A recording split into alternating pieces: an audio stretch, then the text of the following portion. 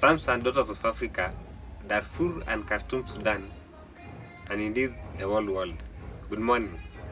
Once more, welcome to this video today, in which we are going to do a critical analysis on the latest political happenings in Khartoum, Sudan.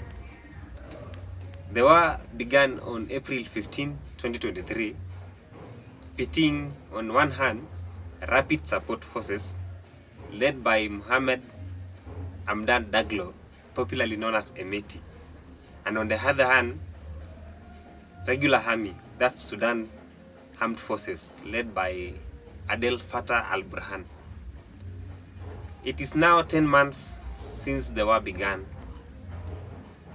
and it has so far claimed 12,000 people dead and 7.4 million internally and displaced in the neighboring countries, according to various sources.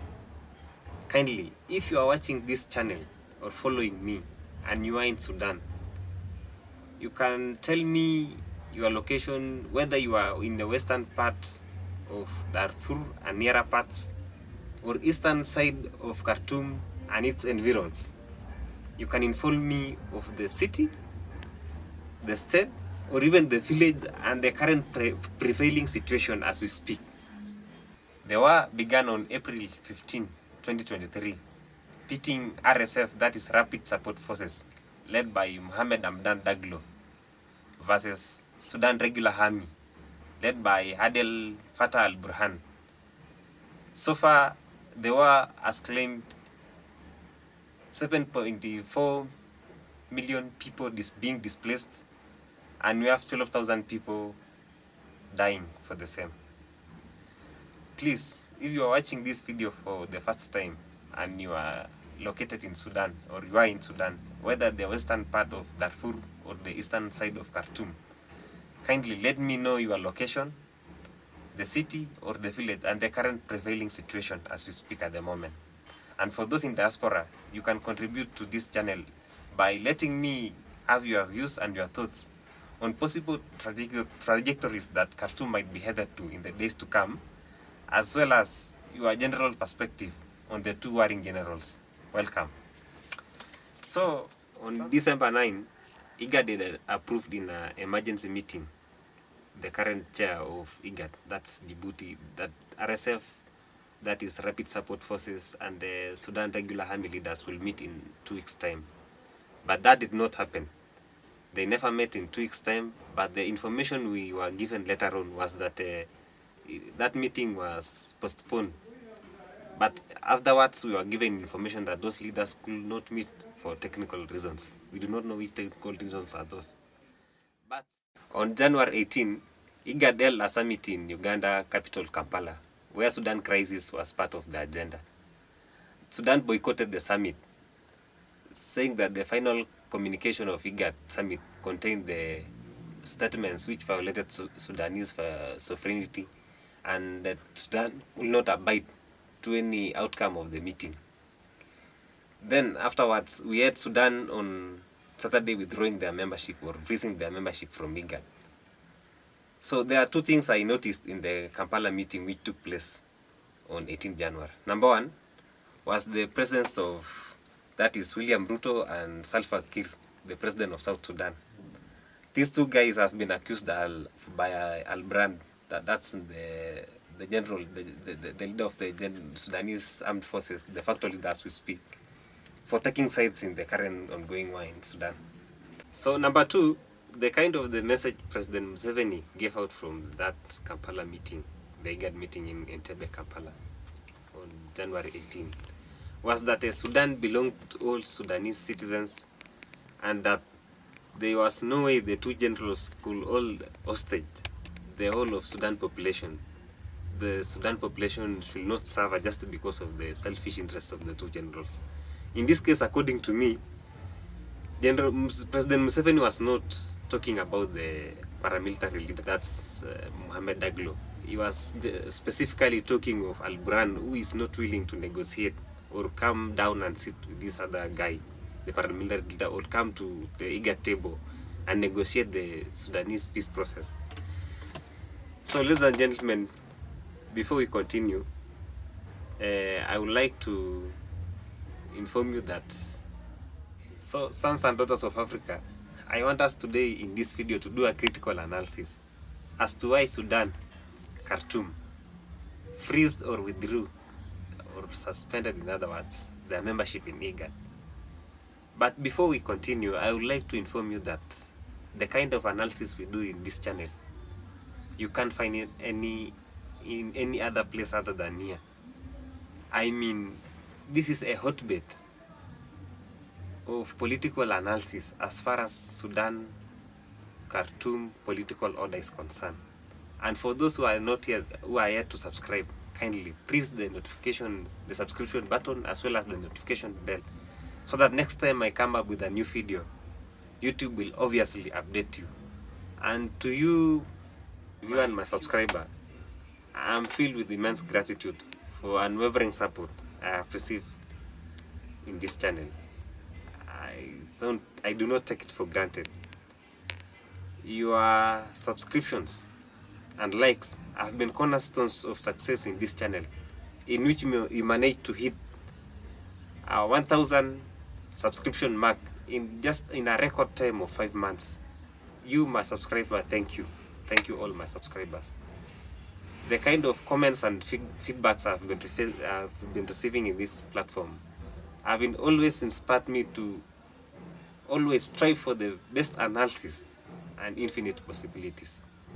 As we embark to today's analysis, please know that your satisfaction remains my highest priority, and I'm willing, ready and available to continue with these noble tasks in the days ahead. Thank you once more for you being an integral part, you my subscriber, being an integral part of this journey. So, before I continue, I would like to thank those who have supported this channel by both prayers and material. There are those in particular who have supported this channel by material. There are those who bought me a cup of chocolate, Cadbury, and I appreciate. And if you would like to do the same, please, there are my numbers which are running down there in my screen. You can do the same through the same numbers. So, sons and daughters of Africa, without much ado, let's move on. But before we move on, there are 3 questions, critical questions I would like to ask you before we go on. Number 1, why is it that Al-Burhan turned down an invitation to IGAD summit in Kampala, Uganda? Number 2, why did these heads of states invite General Daglo to that summit in Kampala and not inviting General Daglo through Al-Burhan, given that Al-Burhan is the de facto leader, as we speak, of Sudan Republic? Number 3, why is it that it has taken African Union has been silent? It has never intervened. It has never taken any action, serious action against these two generals who are worried. Why is it that the African Union has never, in any way? So, according to me, if you ask me, why is it that General Daglo failed to attend that summit in Kampala, Uganda? To me, there are 5 things which come to my mind. Number 1, if you ask me, is that Al-Burhan is being forced to, according to me, Al-Burhan takes it as if he is being forced to negotiate with General Daglo, in which General Daglo views Al-Burhan as a terrorist or a rebel leader. Remember, there was a time last year, I think in 2023, around July there, when they had asked Al-Burhan to come down and negotiate with General Daglo, but he refused. He bluntly refused. He said that I cannot negotiate with terrorists. I still remember it was around June, July there, last year. Al-Burhan said he is a de facto leader of Sudan, is the president, is the current president of Sudan, so there was no way he can negotiate with a terrorist like like General Daglo, he calls them generally a rebel group. That group is responsible for the genocide killings which have taken place there in Sudan. Number two, if you ask me, the reason as to why General Burhan failed to attend the Kampala summit is that invitation of General Daglo to Kampala summit. You know, there was no way which General Burhan could have attended that summit, which he views by inviting General Daglo to that meeting in Kampala, the presidential, you know, those presidents, the IGAD presidents, have elevated that, according to Burhan, he views General Daglo as a rebel leader, a terrorist. So according to Daglo, according to Burhan, he views that by the IGAD head of states inviting Daglo to that Kampala summit, is that they have elevated General Daglo to a presidential status, in which, according to Al-Burhan, those status are not to be accorded the kind of that guy, the kind of that leader, is not of those status. So according to Al-Burhan, according to me, the way Al-Burhan views it is that the East African, the heads of states in IGAD region, are trying to elevate General Daglo to those presidential, you know, being in that presidential carpet, receiving the presidential carpet, you know, those sitting with the heads of states, meaning now that there are two centers of power in Sudan, in which that's not the case. Al-Burhan views that is the final, that should be the one who should have been called to that meeting in Kampala, and not the other way around, not inviting the both of them to that Kampala meeting. It should have been General Burhan being invited to come and sit down with the head of states. Then from then, they could have asked General Burhan, what's the wrong with your country? Why don't you go and negotiate with this other rebel leader? Why don't you go and make things work there in your country back? So, according to me, Burhan viewed it as that could not work. There was no way he could go there and sit. So number three, if you ask me, is that the way these heads of state in East Africa are treating the kind of the perception that is there is that number three, they are trying to create an impression where that in Sudan there are two centers of power, that Al-Burhan leads the Sudanese armed forces, and this RSF leader, General Daglo, is a leader on its own. So by inviting both of them, Al-Burhan viewed it as a way of that this East African head of state have created two centers of power. That there are two centers of power, one led by Al-Burhan, another one led by General Daglo. In which that's not the case. Al-Burhan being the de facto leader, he views himself as the de facto leader, the current president of Sudan. So there was no way the two leaders could have been invited to one summit from one country. So that one means that there are two presidents. It's like saying that there are two presidents. So according to me, that made that General Burhan turn down that invitation. And then number four, according to me, is the de facto leader of Sudan.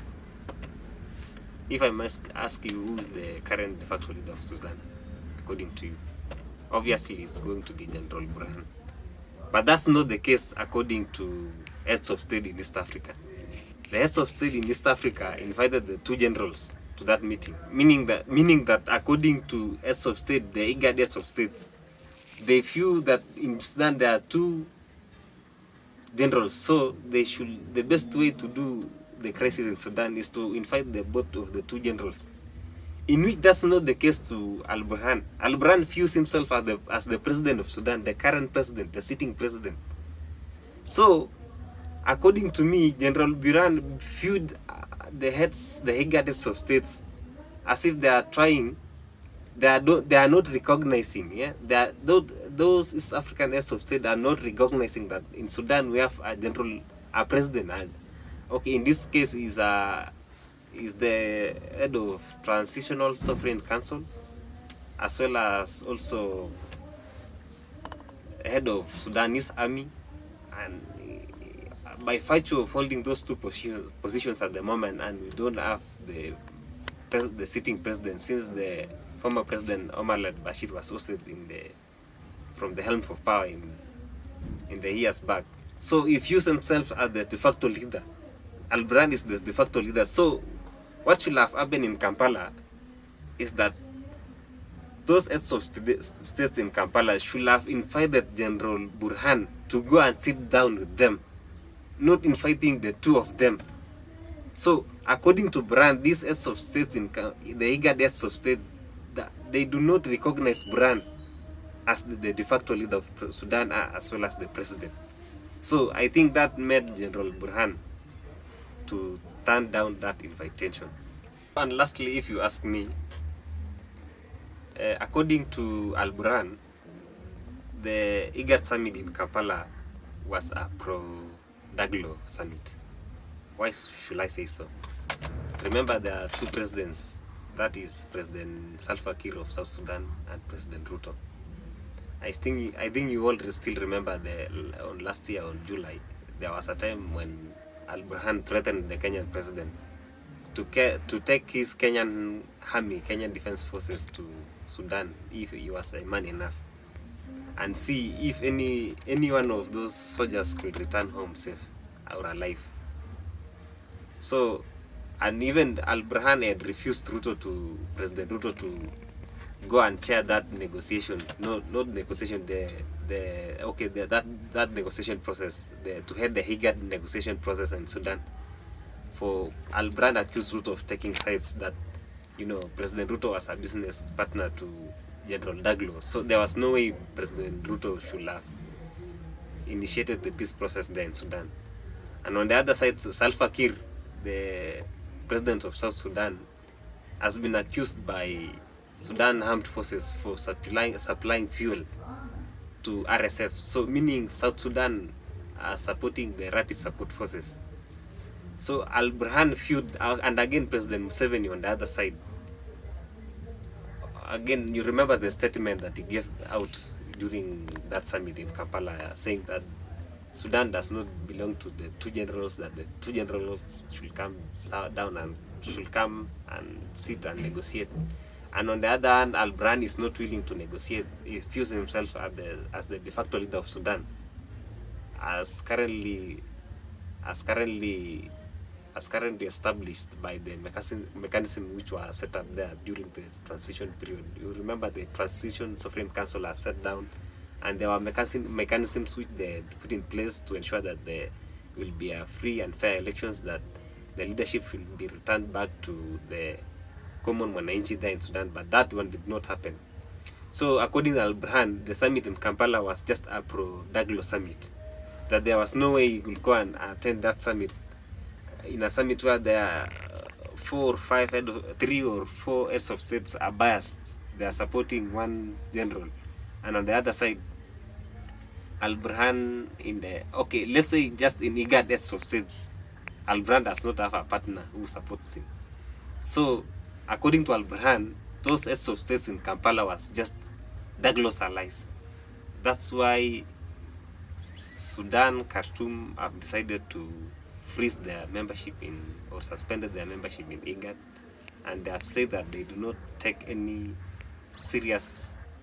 they do not take any statement coming from IGAD seriously on the ongoing crisis in Sudan, and that IGAD leaders should cease talking about the crisis in Sudan, that they should just focus on their countries. So that's according to me. Al-Burhan does not have time for East African or IGAD heads of states. Until next time, those are my views. I do not know what are your views. So let me get your views in the comment section. Until next time, Sakong Henry, bye bye.